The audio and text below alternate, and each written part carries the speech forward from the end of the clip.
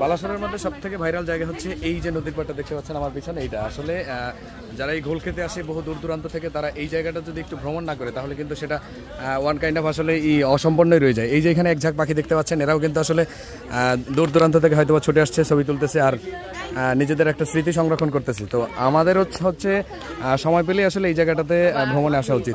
আর বিশেষ করে যদি আপনারা একটা কাপড় চোপড় নিয়ে আসেন সাথে, তাহলে কিন্তু এখানে একটু গোসল করতে পারবেন, সেটাও হবে আপনাদের অনন্য একটা মুহূর্ত।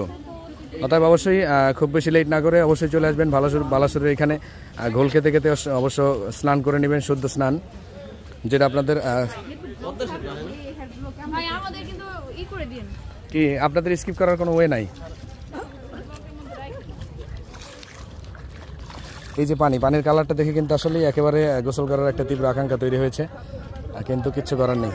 আমি অবশ্যই এখানে গোসল করেছি একবার, সেই সময়টাও সোনালি ছিল।